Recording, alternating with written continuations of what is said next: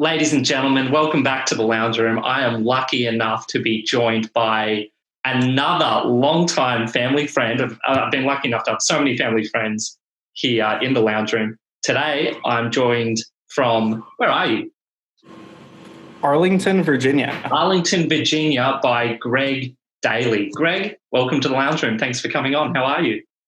I'm very well, thank you. Thanks for the invite. Yeah, mate, my absolute pleasure. I'm just trying to gauge, where are you? That looks like a very, very nice background there. Is this your new digs?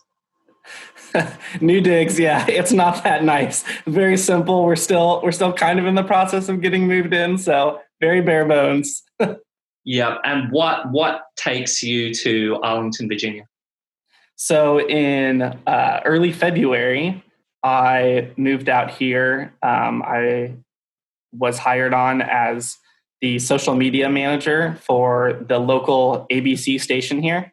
I had previously worked for a television station in the middle of Missouri in Columbia, Jefferson City area. And the same parent company that owned that station also owns this one that I'm working at now. So it's kind of a promotion within the company to move up. So they reached out to me,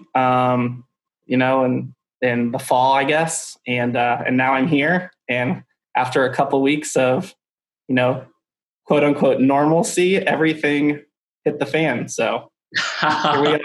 Wow. So how long have you been there now? So I have been here for about, I'd say 5.5 months. Yeah. Wow. Yeah. So still relatively new. Definitely haven't seen most of the area because a lot of it has been closed since I've been out here, really. So I'm definitely looking forward to, taking in all the history and museums, everything that this area has to offer. Yeah, you definitely picked the right time to get a job transfer. How long has it been since we were lucky enough to have you as a guest in Australia? Wow. So I visited last April. So about 15 months maybe. Wow. Really, given everything that's happened between then and now, that seems like so long ago. And it's been a while. You were the ideal guest. It was such a fun time. We are sad to have lost you, but how much has happened? So let's hone in. What has happened in America since then? So I was actually over there for the 4th of July last year, but since then, I can imagine it looks like a pretty different country. Yeah, that's a media perception.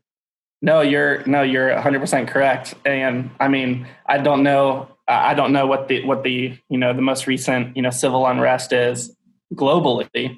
Not sure how much has reached Australia, but I know there were similar protests in England. I saw some in like London, Paris even. But yeah, over the last 3-4 months or so. Just with death, and then obviously the pandemic is hit even before that. It's completely different. Yeah, let's start with the pandemic, because you jumped straight to the civil unrest. I was like, that sort of happened. You didn't think the world could get any crazier or worse after the coronavirus kicked in, and then you wake up the next morning and it actually did. Scary version. But let's just backtrack. So you've been in Virginia for 5 months, and that might actually sort of be the span of how long the coronavirus pandemic has been sort of. Yeah, really close. So I moved out here. The day I moved out here was the day of the Chiefs Super Bowl parade in Kansas City. Hang on, let's stop. Let's just acknowledge that for a second. You didn't think you'd get through a whole conversation without mentioning that, did we?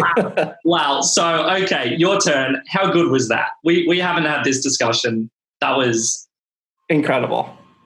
What a game. What a comeback. Yeah. all Chiefs fans deserved that after years of heartbreak. Yeah, and the year before. Yeah, exactly. And season. Yeah.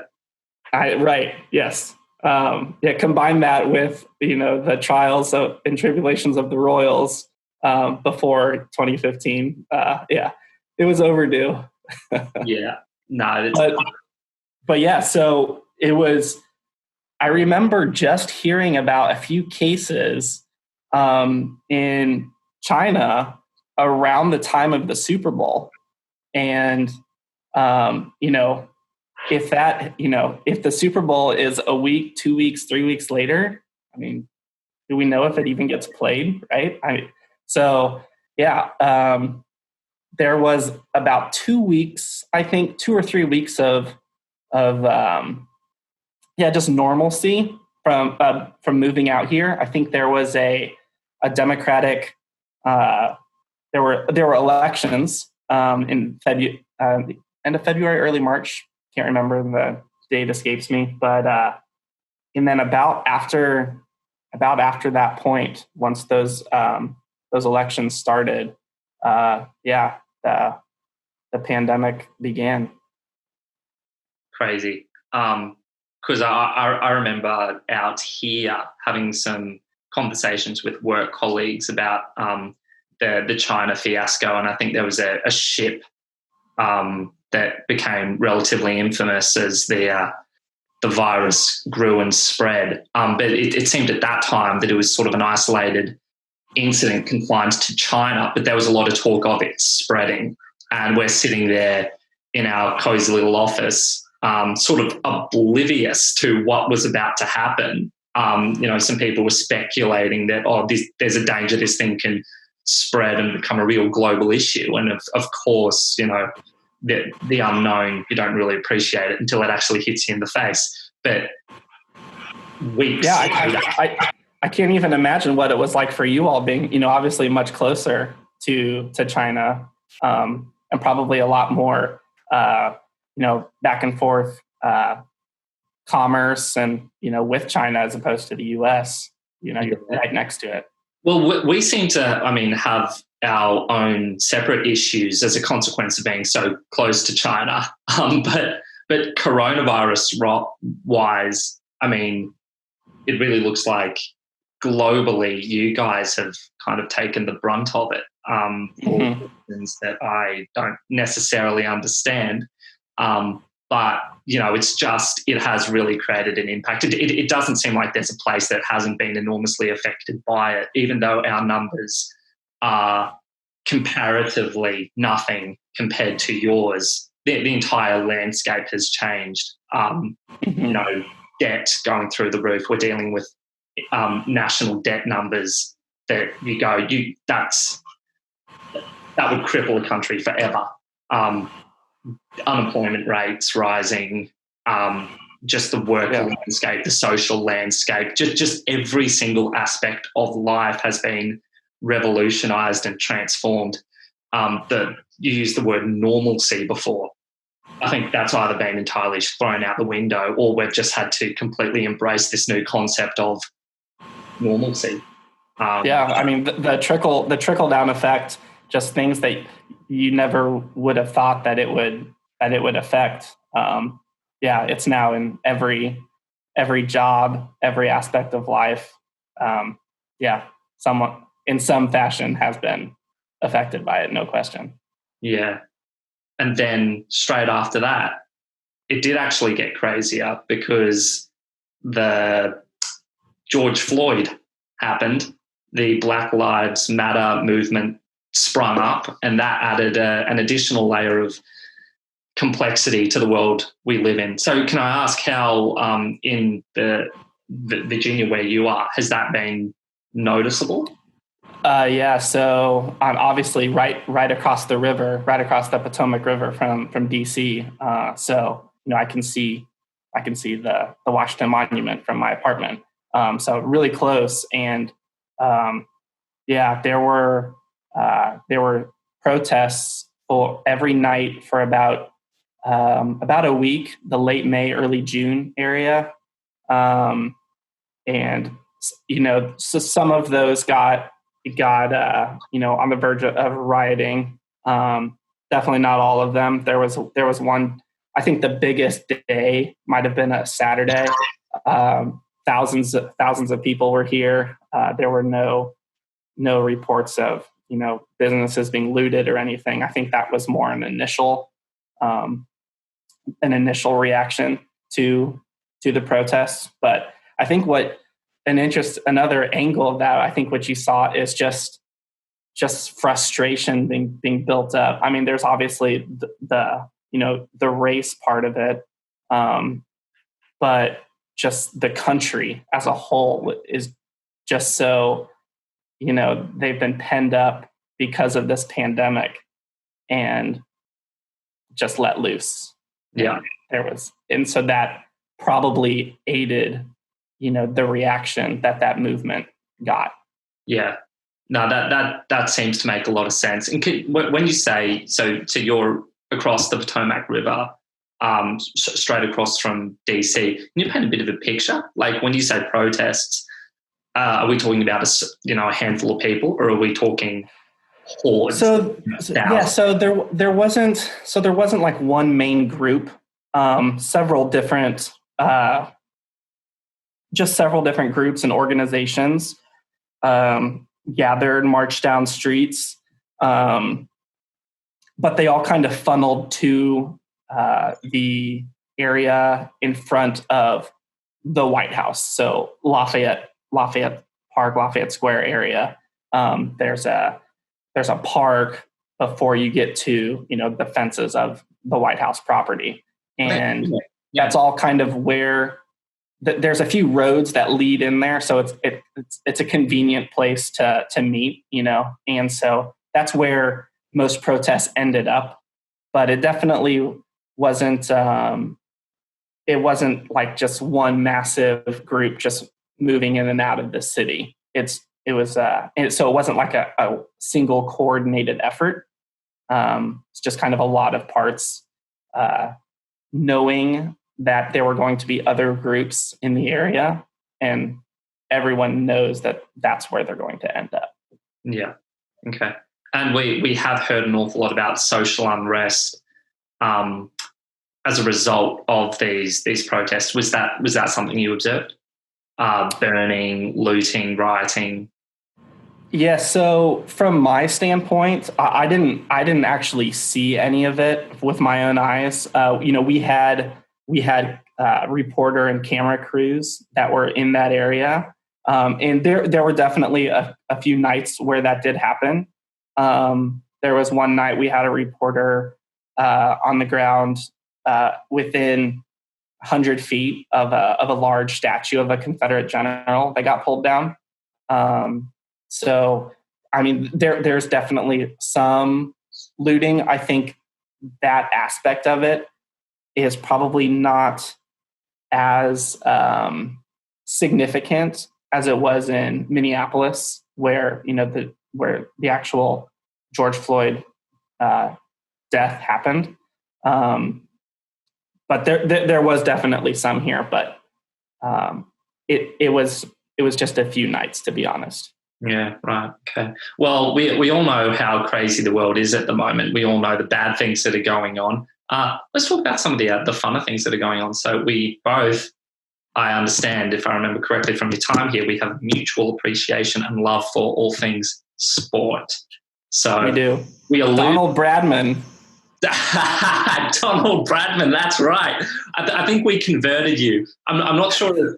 Matt, we would have had that discussion while you were out here, trying to convince you why. The first night we had a discussion on who was the best athletes. I didn't say a word. I just observed. Greg Dailey, who is the greatest athlete of all time? There's not enough time. There's not enough time in the day. If you had one, this is your chance to be a part of that. To be a part of that discussion. Speak now or forever hold your tongue. Who is the greatest athlete of all time? Be as biased as you want. Let's see here. Man, I guess I'd have to say I guess I would have to say Bo Jackson, because he was a professional in two different sports. Like, he didn't have the individual accolades, but to be a professional player and be a good one at two different sports, that's not a bad place to start. That's pretty good. Okay, I won't challenge you on that, because there's Olympians and people who owned their sport, but yeah, we don't have enough time. Yeah, but Bo Jackson. Okay, let it be recorded. We'll take a note of that. And we'll furnish a response, and we'll come back to you in due course as to whether you're right or whether you're an idiot. Okay, there you go, Bo Jackson. But sports more generally. So let's talk about it. Are all the seasons in jeopardy? We know that the MLB started recently. Royals dropped their opening game to Cleveland. They're playing right now as we speak, because Jared was live streaming it, and I think they may have won. Did they? I don't know. They were winning in extra innings at my last check. And am I right that there's been a change in the rules where in extra innings you can actually start with a runner on base? Yeah, so it's just baseball's way of just tinkering with some new rules. Just if there's going to be a season to test something out, this is the one, right? It's a 60-game season. Like any day is different than the one before. Someone could test positive for the virus. There's no fans in the stands. You might as well. It's almost like you'd hate to win this year, because it's almost like it just doesn't count. Or do you disagree? Yeah, I mean, I think I can disagree with that. I think that if you do win this year, it might be even more of a just a positive for how deep your organization is up and down, because we've seen, some of the best players in the game come down with the coronavirus, and that could, in a short season, if your best player is missing for a week, that could kill your whole year. So, there's something to be said for it. Baseball, it's old formats, normal formats, 162 games. So you need, a deep team anyways, but it kind of has that March Madness type of feel right now, where if you get hot, you might not be the best team, but it might be the most exciting team. That's the scary part to me, because you take a 60-game season in baseball, you have a bad run, and that can mean your season over. Whereas in a standard season, when you got, what did you say, 160 odd games? 162, yeah. You have time to have a bad run and still end up, way clear of the rest of your division. The World Series winners last year, the Washington Nationals, just down the road from me, they were more than a dozen games under 500 in May. And if that happened this year, they would be out. But they ended up, going on a run, and they ended up winning it all. So, yeah. So that's kind of why a 60-game season could be exciting. You could get a team that's not great, like the Royals. Like the Royals. Except I had a dig at Jared earlier. I said, of course, the Royals would drop their opener. Yeah, good on the Royals. Yeah.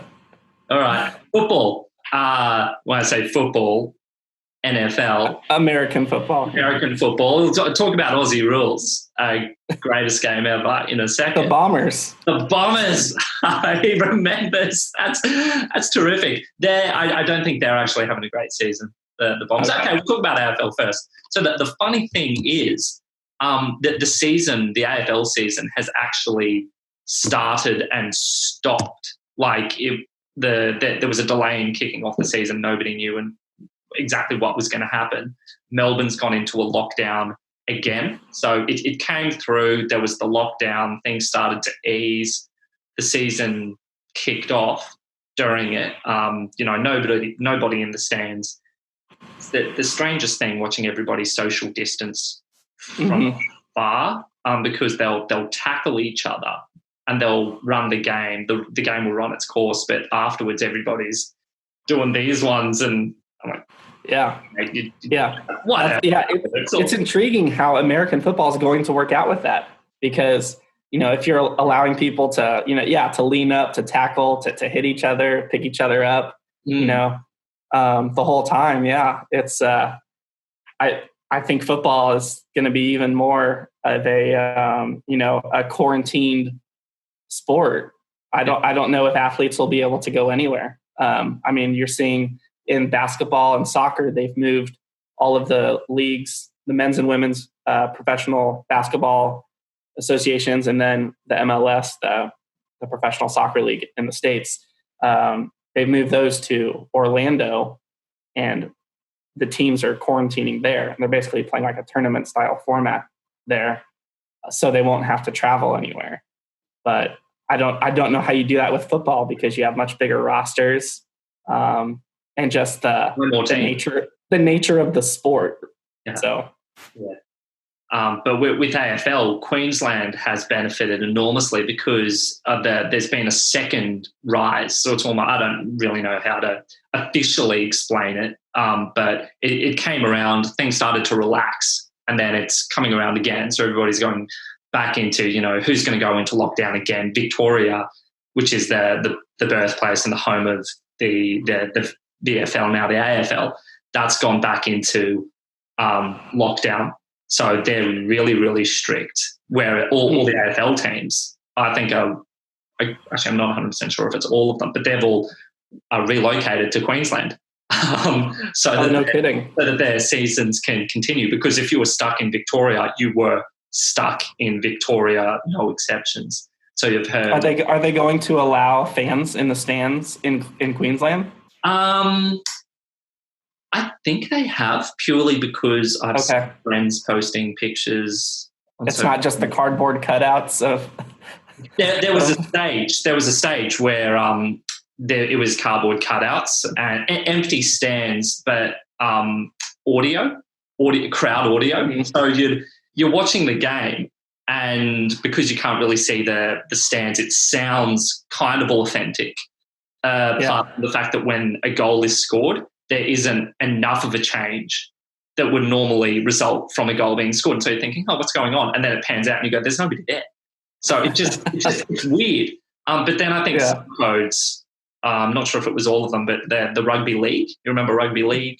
Mm-hmm. So they did the cardboard cutouts. And I think you could actually get a cardboard cutout of yourself put in there. It's just weird. It's so fun. So today I've noticed in some of the baseball games, the Fox national broadcast, they superimpose fans in the stands like a video game from when there's like a wide camera shot. So for the baseball game today, I was watching, it was Milwaukee at the Cubs, Chicago Cubs. And so the ball hits to the outfield and it shows Wrigley Field and there's fans in the outfield. And then when it takes a different camera and it's a closer shot of the outfielder, but you can still see stands in the background, they're completely empty because that camera isn't tied to the same graphics. So it's kind of different. Like, I get that they're trying to just experiment with it. It's the first weekend of the year, so they're not. How funny is that? Because the what do you call it? The computer generated crowd is obviously for the benefit of the couch potatoes sitting at home watching it, whereas the guys actually sweating on the field. There's nobody there watching them. No, it's true. Yeah. And actually in the TV broadcast pipes in, as you were saying, they pipe in sound like crowd sound, boos and cheers and whatever. And it actually sounds fine. It almost sounds like a regular game. There's organ music. There's cheers of, da-da-da-da charge type stuff. But yeah, the random crowd shots of computer generated people it's a little out there. Yeah. Crazy. What else is going on? So I'm just thinking of things I mentally wanted to tick off discussing with you. Pat Mahomes' contract was a big one. Ooh, it's a big one. Yeah. Is it worth that money? It's hard to argue. Step backwards. Can you explain what we're talking about? Yeah. So $500 million over the next, 12 years? I believe he signed a 10-year contract that was added on to his 2-year extension. So he's supposed to play in Kansas City, till he's 24 right now, so till he's in his mid 30s. But yeah, I think the biggest contract before that was, in the high 100s. $500 million that's a lot of money. Obviously, there's clauses in the contract where it could be less than that, it could be more than that. He could opt out after a certain amount of years, but on just the face of the contract, that's a lot of money. Yeah. And you'd think if he's getting paid that much money, walk away clauses, etc., put aside, how many Super Bowls do you have to win to justify that much money? That's my question. I mean, it's a good question. Yeah. It's kind of interesting. It's a great question because there are, I assume you know enough about the NFL. You know who Russell Wilson, Aaron Rodgers are. So, they won Super Bowls at a young age, signed big contracts, not this big, obviously, but signed big contracts, and they haven't won another one. Yeah. So because the NFL is a salary cap league, each team only has a certain amount of money they can spend. And so if you're already setting aside that much money for one player, you have a lot less money to spend on the rest of the roster. Yeah. So he's going to have to play really well, obviously, for them to win another Super Bowl. Yeah. Brett Favre, not really justifying anything more. Yeah. I think, I was listening to some sports guys in Kansas City talk about this the other day, and they were going back and forth of what would justify like that big of a contract. One of them was he's already justified it. No way. Okay, sorry. Let's talk about this for a second because my thoughts are first year MVP, second year Super Bowl and Super Bowl MVP. That's great. That's wonderful. That means he's really, really good. But just take it from a business perspective. Not that I know an awful lot about business, but I've spent enough time around business to sort of hear how they make, sort of broadly speaking, how they make decisions. Sure. And in terms of an investment, to spend that much money on it, you'd want to be more than speculating. Like when you do that, that is a huge risk you take. And to see the number of times, like look at Cam Newton. Look at, and you guys that actually pulled through and did great things. Yeah, Aaron Rodgers, who are legendary players, never got that much money. And they never won. Well, hang on. Aaron Rodgers got two? He won a Super Bowl and went to another one. Yeah. And he's a legend. So I just don't see. Yeah, I mean, at the end of the day, you're paid to get it right. And, if he's a bust afterward, if he gets injured and that's my point. There's so much that can go wrong. Yeah. And that's part of the contract too. I think after a certain amount of years, I haven't read the language, just, third party, just hearing it from other people. But after a certain amount of years, if he doesn't meet certain thresholds or if he exceeds them and the salary cap keeps on increasing, he can opt out and ask for more even. So there's a lot of, a lot of variables in it, but he's the best player in the game. He's arguably the most popular player in professional sports in the U.S. Maybe the only others are LeBron James and Tiger Woods, but he's probably definitely the most popular young professional athlete, and he's a good ambassador. But like the merchandise sales off of his jersey, the ticket sales, the commercials. I mean, the franchise won't be hurting for cash.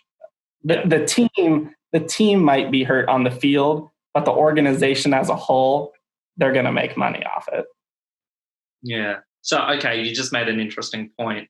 What do you reckon? Andy Reid, Pat Mahomes, 2020 season. What are the chances? I think their chances are really good because in a time of so much uncertainty, so much is just up in the air. The Chiefs bring back, I want to say 20, maybe 19 now, because one of their offensive linemen, the doctor, has opted not to play so he can assist COVID patients. But when you're returning that many starters from a Super Bowl winning team, I think it's the most of any team that's returning for this coming year. I mean, you got to like their chances. Yeah. Oh, wow. Like teams haven't even been able to meet in person because of the pandemic. So, the new season is coming up in 2 months. That's not a lot of time for, new coaches, new players that are changing cities and stuff to get acclimated with each other. Yeah, scary. And Brady Belichick is no more. So, it's new. It is a crazy year. So Brady's gone to the Buccaneers.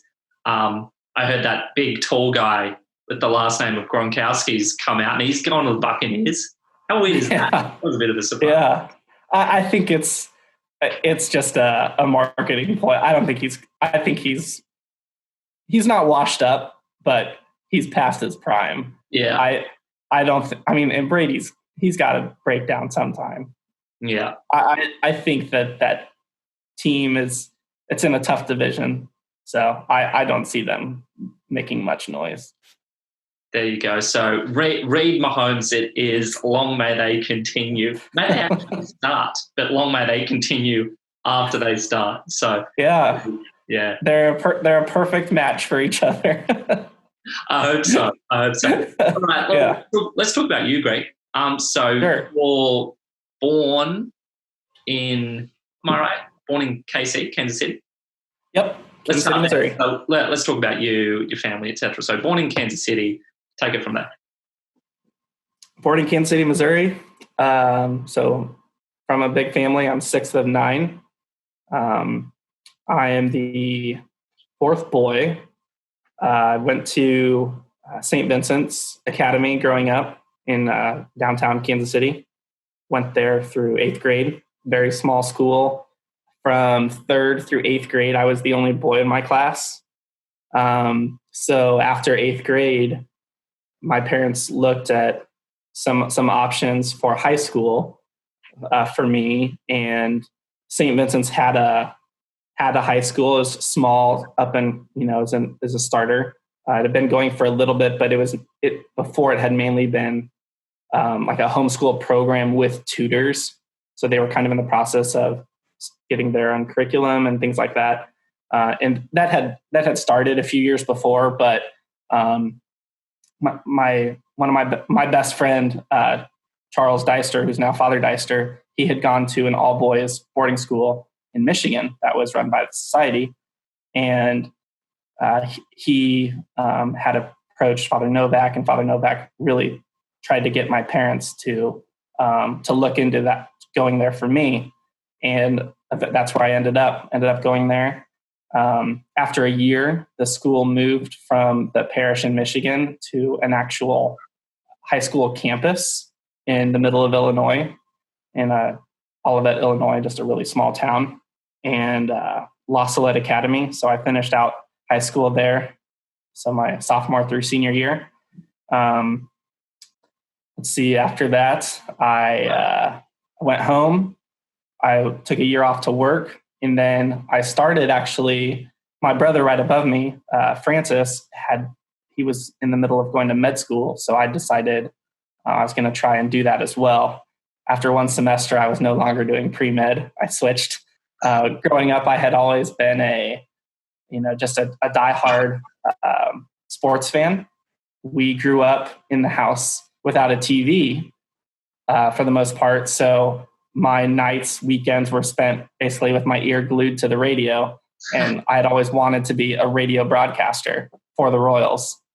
And so I decided I would try and get into that field. So I finished community college with an associate's degree. And I was going to transfer to the University of Missouri, which has the oldest and best journalism school in the world. So how great of an opportunity to do that for an in-state student. I was going to go there right away. Sorry, my mom. Did you just say the oldest and best journalism school in the world? Correct. Huge claim. Wow. I'm not. What about it is so good?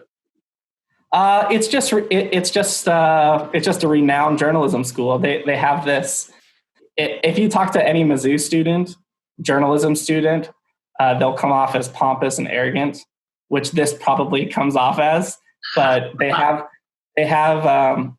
just this mantra of the Missouri method, and it's a really great opportunity for students because if you're in the journalism school, you get the opportunity to work at a locally published newspaper and a local network affiliate. That the NBC station in Columbia is basically operated by students. Besides like the news anchors and the management, which are hired professionals, everything else is by students. So you get an opportunity at a really early age to be a reporter, a producer for a real station. Like no other college offers that. Right. And I assume there's no fake news. Correct. That was a joke, but it's the world we live in. Okay, that's so interesting. Sorry, I did cut you off. So so after I was finished with community college, I was going to go off to University of Missouri. My mom had been dealing with cancer for most of my life up until that point, probably a little more than half of my life, I guess. And she ended up having her kidneys removed because of kidney cancer. So myself, my brother, and my aunt, we all matched as donors for after she had her kidneys removed. They ended up choosing my aunt because Francis and I were still in school. So I was home to just kind of help out with that whole process. My dad ended up having to do dialysis at home for my mom. So just kind of being an extra person at home, because by that point, it was just me and my sister, Hillary, that were home. Everyone else was moved out, with their own families or away at school. So after a year, I ended up going to Missouri, and I finished out my college degree there in 3 years. I was there for 3 years. Wow. So I graduated in 2015, spring of 2015. My first job was in Arkansas, in the Northwest Arkansas area. And I was there for about 15 months. And then I got a job back in the Columbia area, but working for a different television station, the CBS affiliate. And then after 3.5 years here. Wow. And you've a little story of my long life. that is a great story of a great life. And just before we go backwards, let's touch on the more recent things. I remember when you were out here, you did share some of the more interesting stories that you covered in your career. I don't know what you're talking about. Without breaching confidentiality, are there any of those that you can share? Because I remember some of them were kind of entertaining. Oh man, I hope I didn't scandalize you. I mean, here, just with more people, there are more stories out there to tell. So, I mean, shoot, I hate to, I guess I'd hate to bring it up again because most of our stories have been coronavirus related, right? Yeah. We've had some really good stories of, families being reunited after someone, yesterday, we had a man in the hospital for 103 days with the coronavirus. He almost died multiple times, and he went home yesterday for the first time. And that was just a great story that we had there. So there's a lot of... So on that one specifically, so how does that story... What sort of exposure do you guys have to be able to create a story like that? So is that firsthand, So a lot of it, a lot of it is just the trust that's been built up over a period of time with our reporter who did that story she's more focused on the healthcare beat. Yeah. And she has told stories before of that.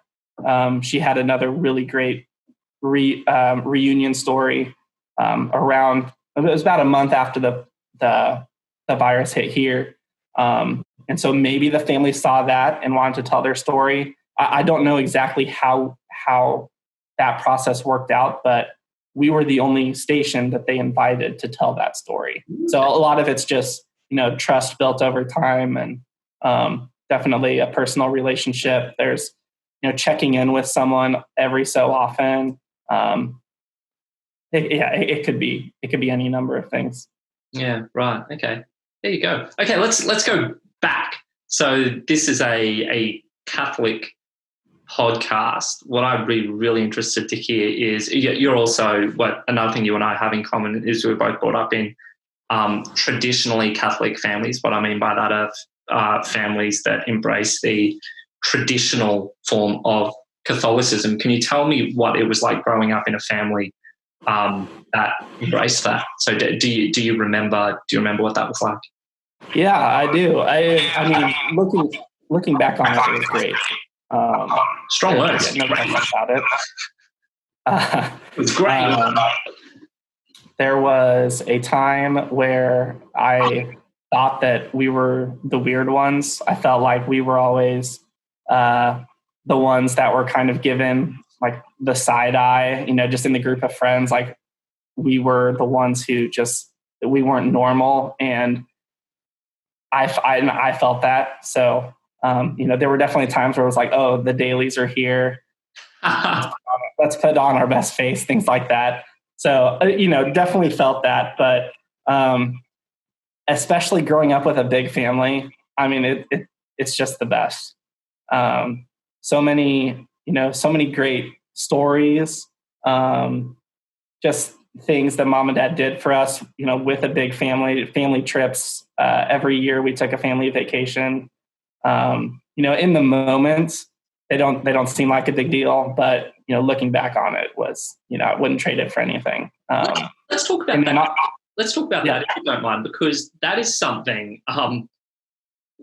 You look at society today. Look at the value that's put on the family. You look at the damage that society has done to the family unit, where it's not only been ripped apart, chewed up, and spat out, but it's now, I think you could say, from my perspective, I'm not putting words in your mouth, but I see the family unit as traditional Catholics understand it.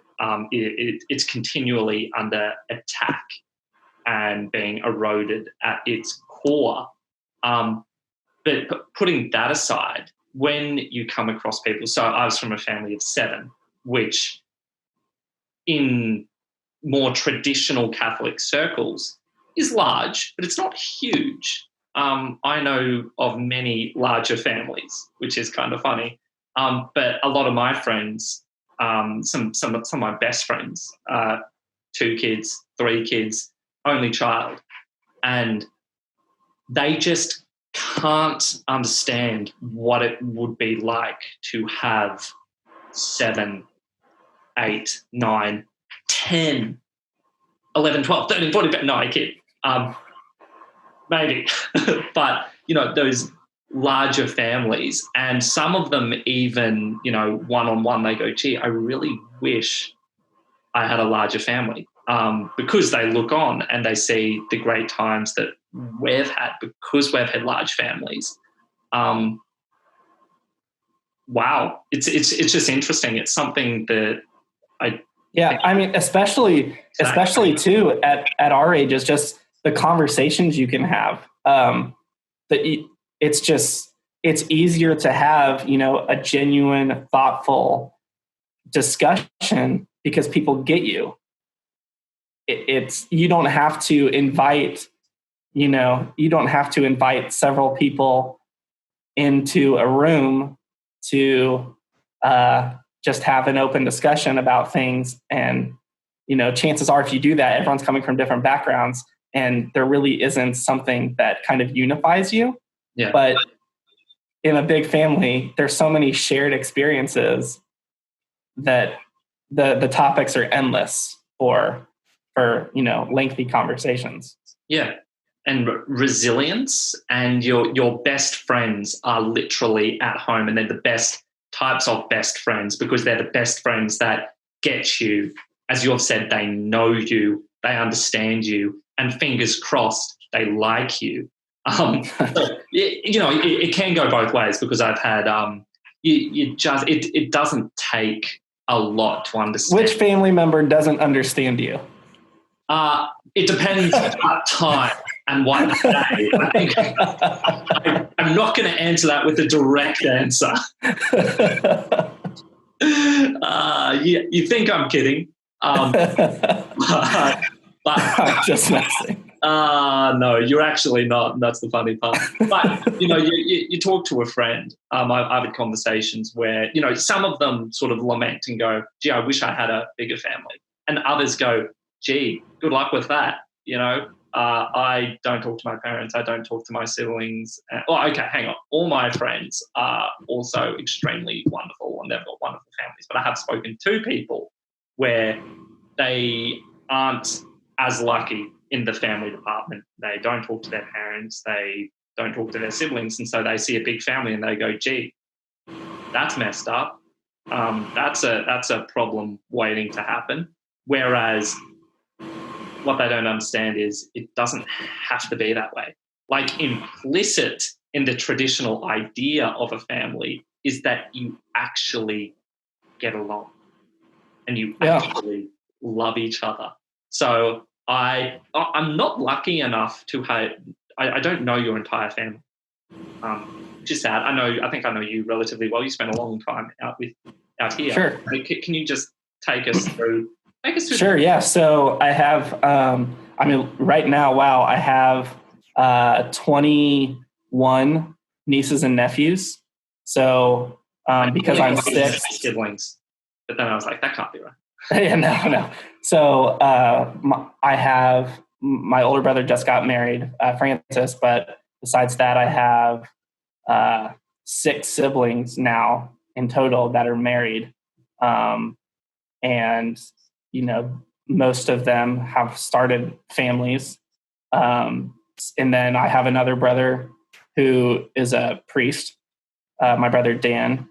And then just another brother, Isaac, who actually tried out the seminary, and he's now working in the Kansas City, the extended Kansas City area. So yeah, big family, a lot of different careers taken.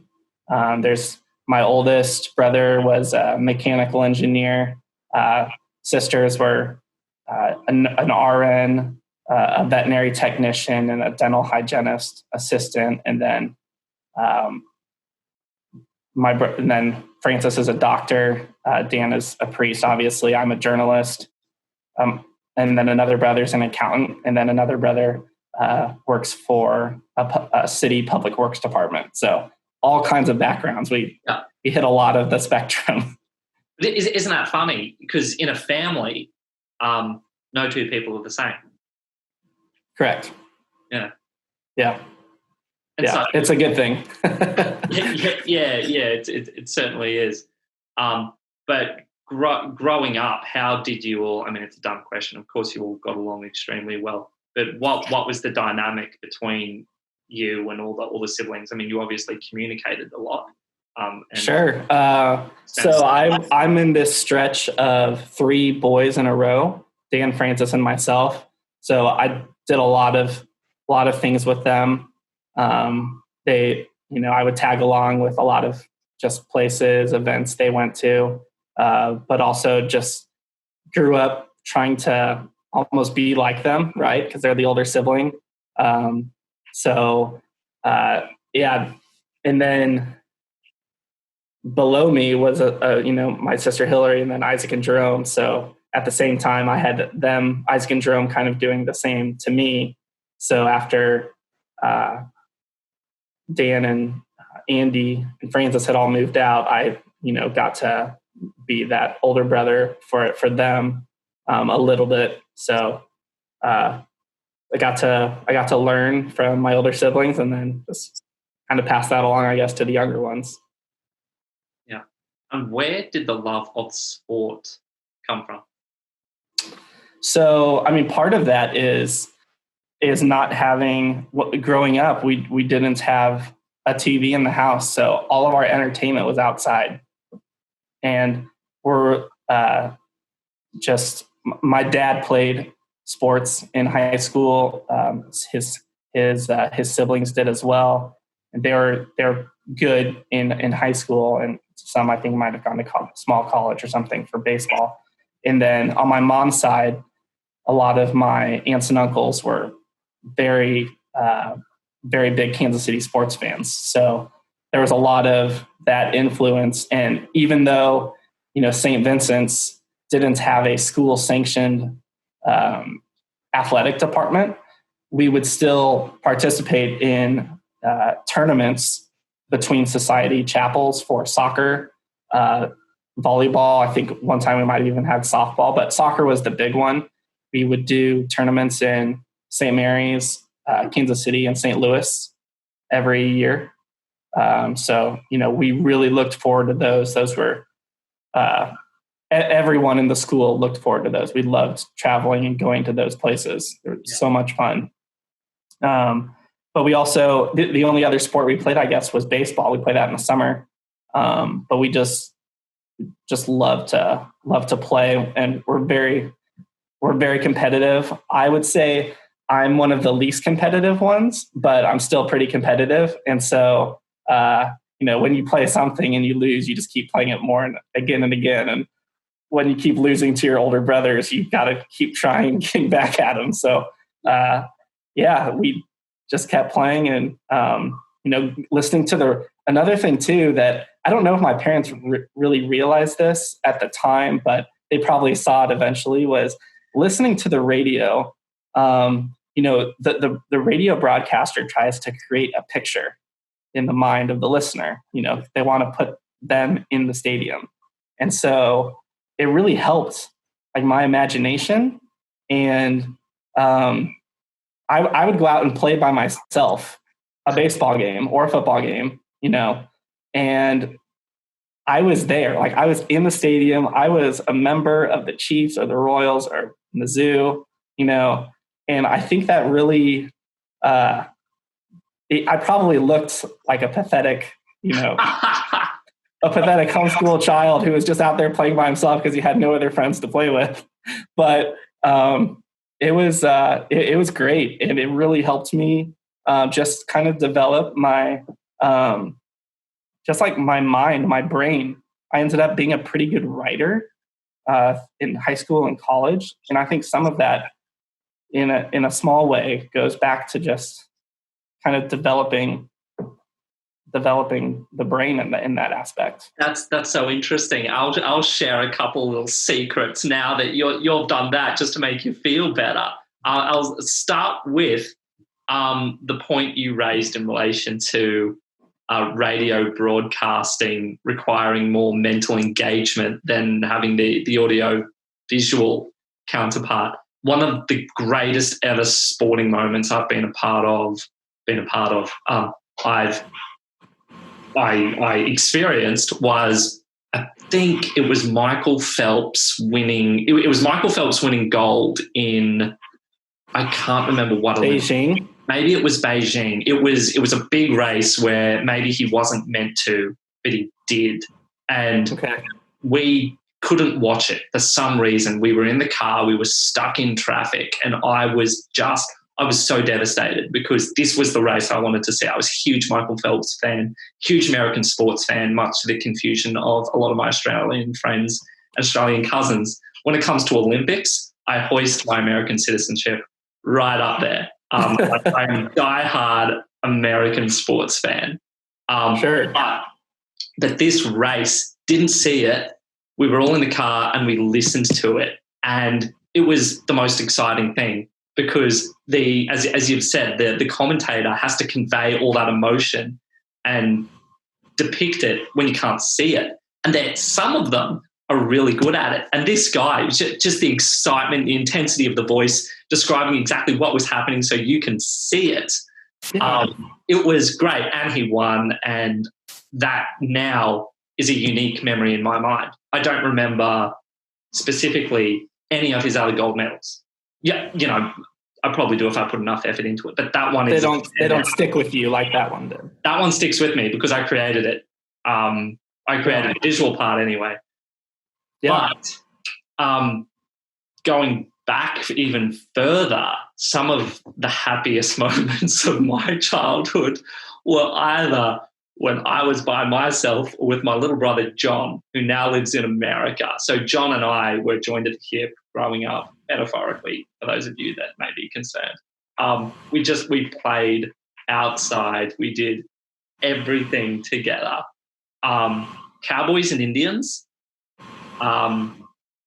We played Zulus, which was the British colonists against the Zulus.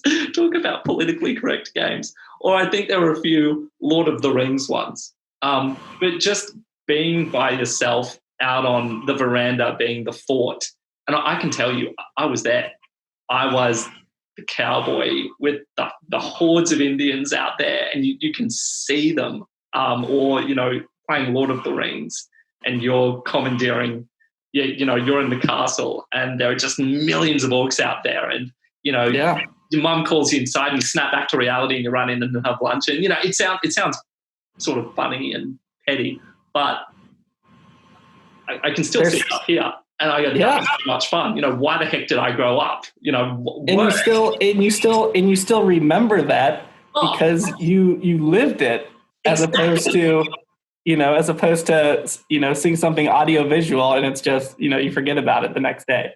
Yeah. Now I want to ask you a weird question. Sure.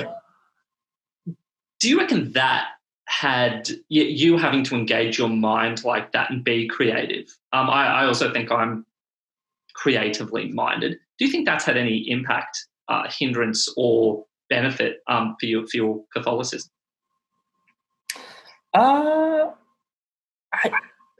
It probably does. Maybe not in a way that immediately comes to me. I mean, I was the beneficiary of my high school education as far as a liberal arts aspect was second to none.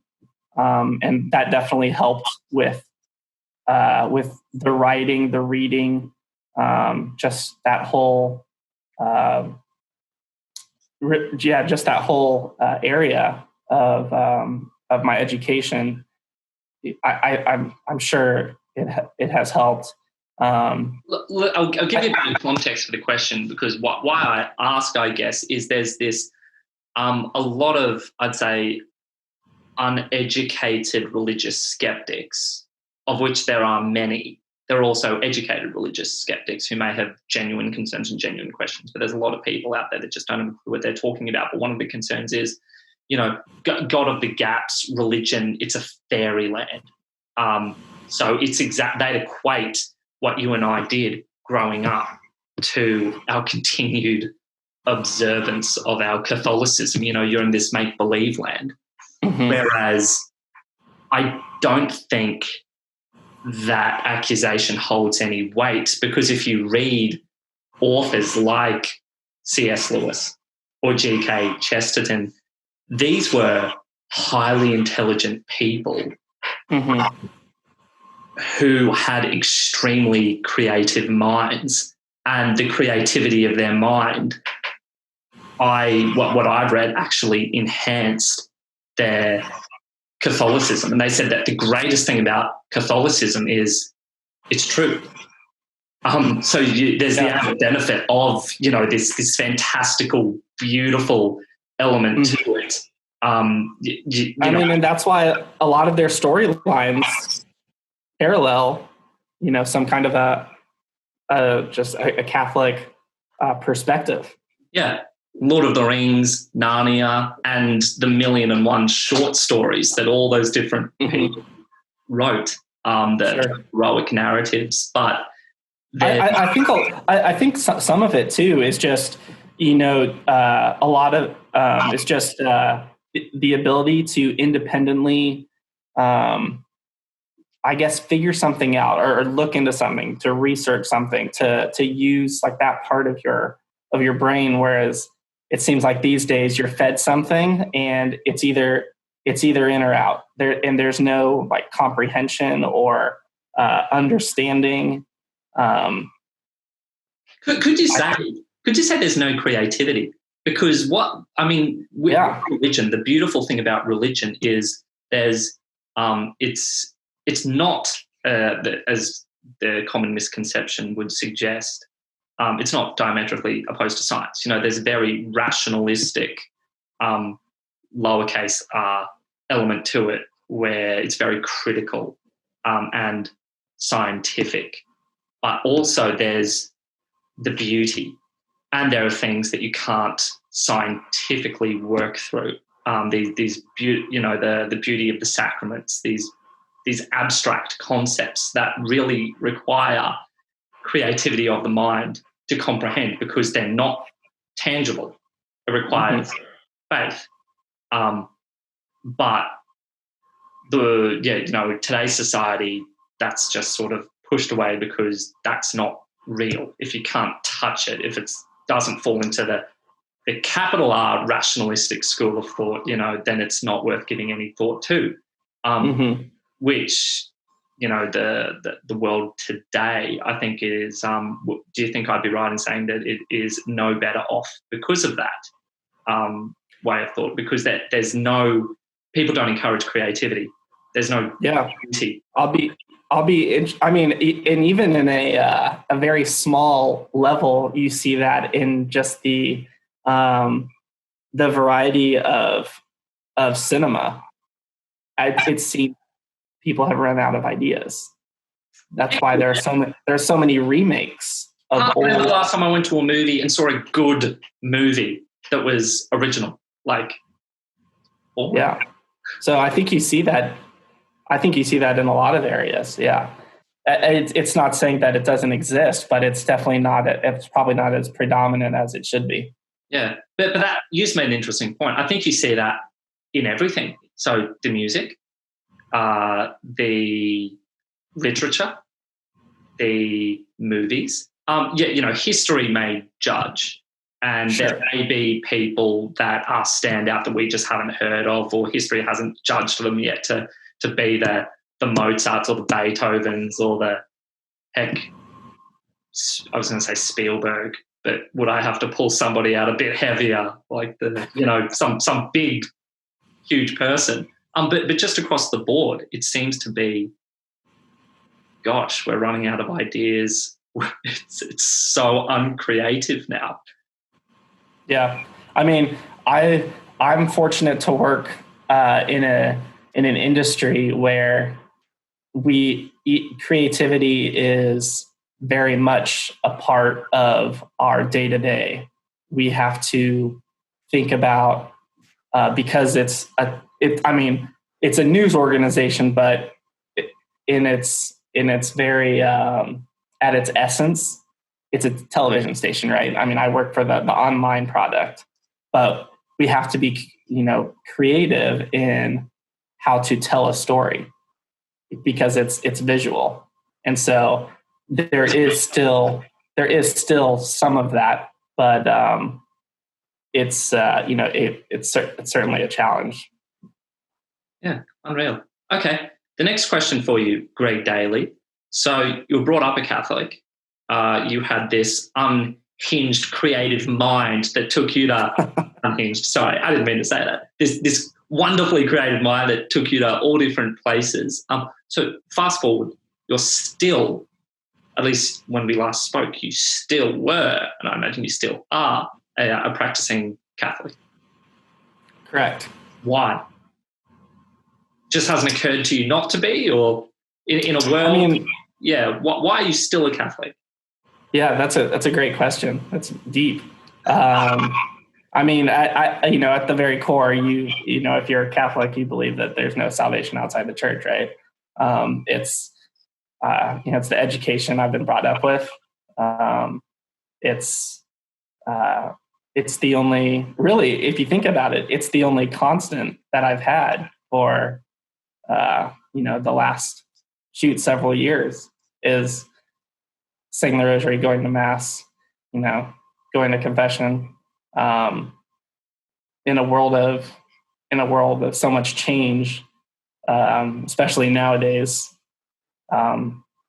it's the one aspect of society really that's always there, and it's it's at its essence, it's what keeps me going. Yeah. Is being a Catholic. Otherwise, otherwise it sounds kind of morbid, but why do anything? That's interesting. So I don't want to insult your intelligence, but I just want to throw a couple of questions at you. So you genuinely believe in God? Sure. Yeah. And I've spoken to you, and you're an intelligent person. So you saying that would have that would carry weight with me. You believe in Jesus Christ. You believe that what he said, who he said he was true. Mm-hmm. And you believe that the Catholic Church is the true manifestation of the rules that he left behind to guide us. Correct. Right. There you go. Not to insult your intelligence. It's just. Yeah. In this day and age, there are probably many Catholics who wouldn't answer in the affirmative to those questions. Yeah, and hence why I asked them. It's a legitimate question. Yeah. Yeah. Or it's a legitimate series of questions, for sure. Yeah. Go ahead. Oh, well, just because moving forward, I guess one of the themes I'm investigating is why people, especially our age, you're a little bit older than me, but I don't think we're so far apart that we don't face similar problems in society, social, whether it's social rejection or just social rejection because of we're proud Catholics, mm-hmm. or just feeling so innately uncomfortable with our Catholicism that it loses all relevance and we don't understand why we do it. So you toss it away. So if you start by going, why do I do what I do? I think it is worth doing, and I think it's worth something that's worth passing on to future generations. I think it sort of warrants that logical line of questioning. And it's interesting when you meet, somebody like yourself, who you're an extremely comfortable Catholic. And I think to another Catholic, that's actually really interesting to see somebody who's, so comfortable in themselves. They're very happy, got a good career. You love your sport.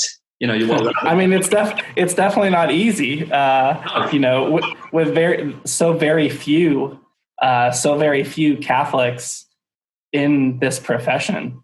Can I ask you about, especially traditional Catholics? Yeah. Can I press you on that point if you feel comfortable? Just what is it like being a Catholic journalist?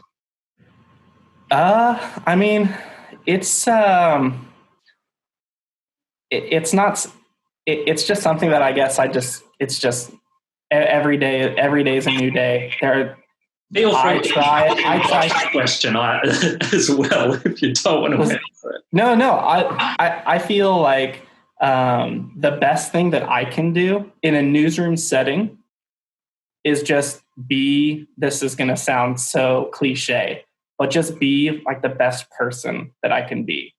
There are little things that people might notice, but there are certain, there are certain principles of a journalist that you can't just impose, things in a newsroom. It has to be very, very neutral. But, there are times where, by the way I speak, like I don't curse at all. I never have, and I never will. Just little things that people might notice, that people have noticed at former stations I've worked at. And they've ended up asking me questions about that, specifically why I don't do that. Just little things. Sometimes they'll see me, say my prayers before and after eating. So just in really small areas, but I don't know if that answers your question. Yeah, well, no, it certainly does. And it raises a really interesting point where I think hang on, just for context, my mother is right here. She's totally hijacked this podcast and she's interrupting. She's coming in here to get something. Mum, make it quick. Hurry up. Hi. You're ruining the show. Hi, everybody. Get out. That's part of the show. The star. Thick American accent. There we go. Nothing wrong with that. She thought that was funny. I did too. So did I. Yeah, that was nice. All right. Sorry, just back, returning to the point you made. Horribly enough, I can't remember who said it, but there was a saint who I think was a relatively prominent saint who said preach and if necessary use words. And my experience from high school, I had the number of interesting religious conversations I had with friends because they saw my scapula or they saw me make the sign of the cross over lunch or something. It doesn't take an awful lot. It really takes nothing at all to Mum's back. What are you doing? This is going to be the best podcast ever. What are you doing? Seriously.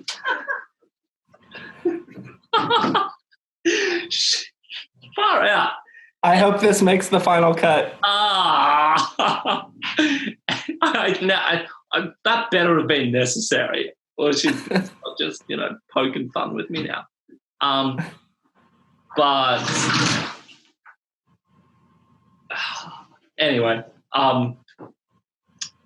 I've completely lost my train of thought. Thanks, Mike. Oh, you were just saying like preach and if necessary speak, or yeah. Oh, but it doesn't take much, and that's interesting from the other perspective. Those people that don't have it, it doesn't take an awful lot to create a little bit of curiosity in their own mind.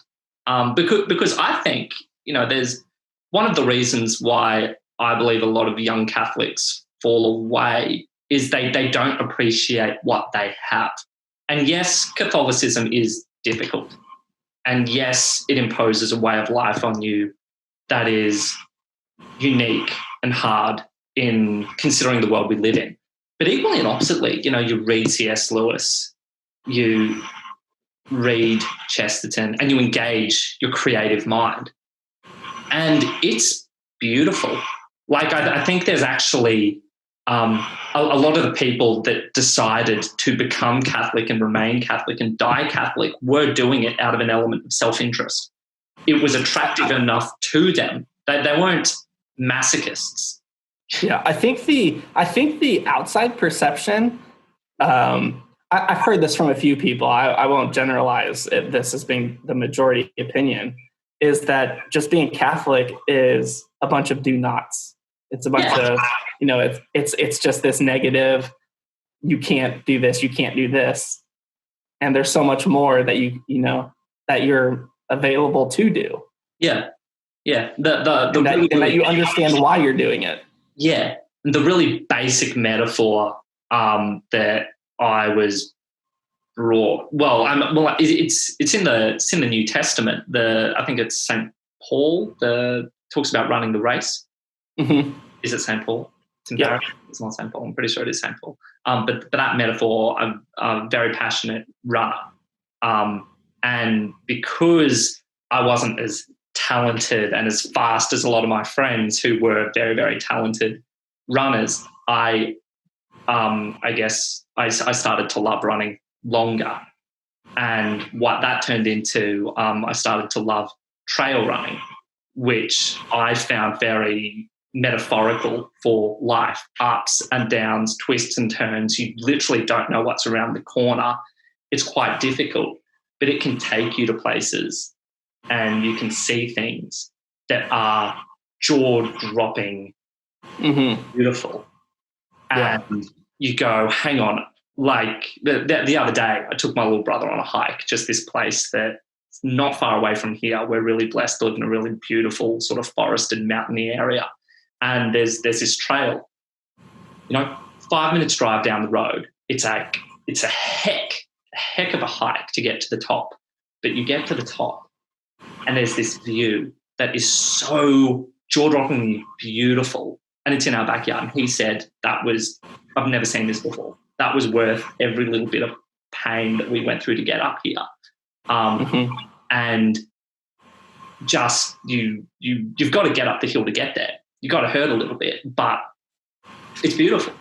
And I think a lot of people, unfortunately, don't see that part of Catholicism.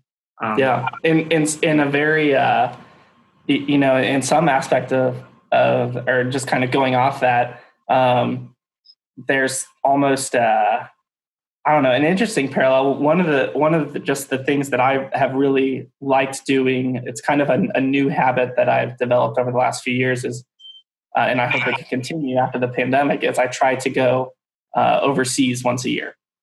And this past January, I was able to go to Spain and see. I'm so mad right now. Sorry, I'm interrupting you again. You were going to go on the Compostela pilgrimage. I was meant to do that. Yeah. Well, okay. I didn't do that, but we did. So I have relatives over there on my mom's side. And so we stayed with them in the very southwestern part of Spain. But after that, Francis and Dan, we just did day trips up through Spain, up to Madrid. And we stopped at cities along the way in Sevilla, Cordoba, and Toledo, and then Madrid. And we went to all of these cathedrals and basilicas. And it's to the average person, it's an impressive sight. It is. But to a Catholic, it's so much more. And you get so much more of an appreciation, especially in Spain, the Reconquista, right? The conversion of the Americas. There's just so much more that you can get. And I feel like that's kind of, that's something that you were kind of going for with, just being a Catholic and just garnering that like appreciation for life. And then add a creative mind to that equation. Yeah. It's one of the few spaces where you can genuinely have a creative mind and let it be wild and that not be entirely in vain.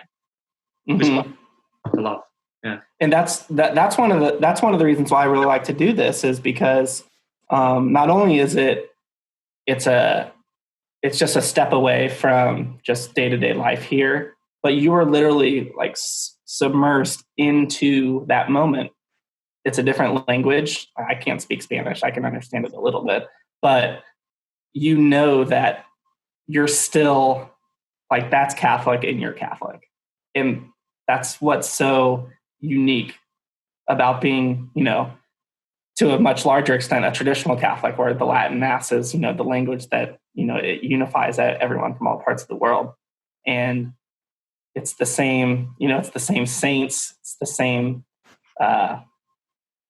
it's just one of those just awesome things that in the moment, it's everything. You can't appreciate it enough. Yeah, you're part of something way bigger than yourself, and the unbeliever will roll their eyes or crinkle up their face in curiosity, trying to come to terms with what the heck that even means. But they'll take a photo for the gram. Yeah, so true. But just I guess to add a little bit to the point you just made, we had a wonderful sermon in Mass the morning. It's Sunday here. Mass this morning from a visiting priest, Father Todd Stevens, I think it was. Very, very nice Australian priest. Gave a great sermon on, it was very, very simple. It was just on the Mass and what it is. And he touched on just some fundamental basic questions that people may not entirely understand, like why Latin? why do traditional Catholics really emphasize the importance of preserving a dead language? And it was for that reason you made previously, that the unifying power of it. You go to Spain, you go to China, you go to South America, you go to Australia. It's the same. So they'll have unique cultural customs which are completely different and will baffle you, and they'll speak a language you don't understand and do things you don't understand. But the minute you step into that church, yeah, or one. And isn't it? Don't you think it's interesting that in a moment in time right now where there is so much division and class division and identity politics, there's such an obvious answer. You know, you want to kill racism. You want to get rid of division.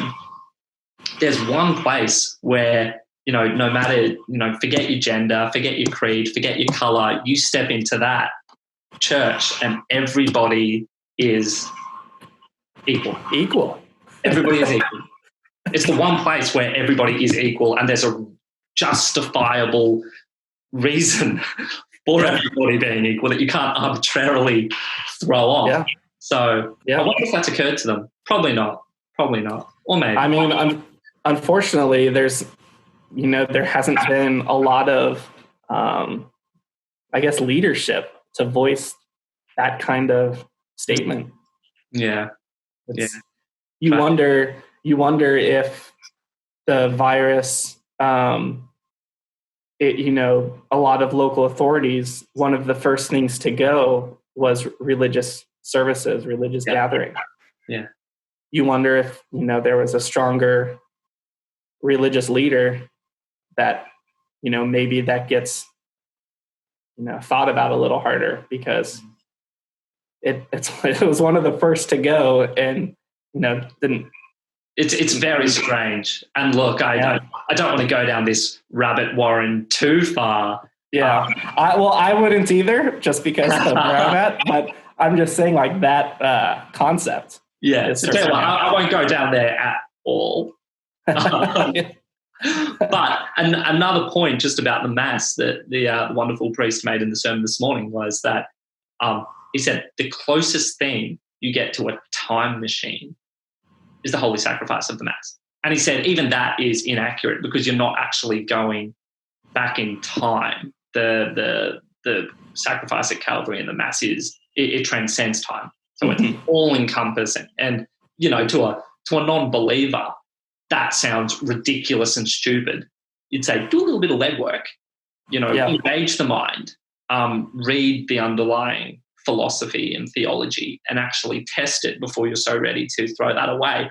But just imagine being able to believe something like that. It's truly wonderful and it's truly beautiful. And in a world where there is so much sadness and just trash and things happen where it makes you feel sick, and it could even make you go, I don't want to be here anymore. I literally want to kill myself. That's one of the benefits. I mean, it's obviously not the main purpose of a pilgrimage, but being on a pilgrimage, when you are almost joining forces with people you don't know from all walks of life, it's kind of the same. It gives you kind of that boost that you're not alone. I remember when I was fortunate enough to do the Chartres pilgrimage in France that would have been 2011 or 2012. And there were about 10,000 traditional Catholics that did it. And, a group or two were maybe English speaking. Everyone else was, Italian, German, Spanish, a lot of French and Swiss. And didn't matter. Yeah. You're all going for the same goal. Yeah. Every day ended in Mass, all receiving the same sacrament. It's just, it's one of those. Incredible. Like you said, it transcends time. It transcends creeds of races and languages and all this stuff. Yeah. And the best part about it is it's true. Yeah. It's There's true. no doubt. Yeah. Yeah. Incredible. Greg, this has been an awesome conversation. I'm going to let you go to bed. What's the time over there? It's only 9:30. I'll be up for a little more. Yeah.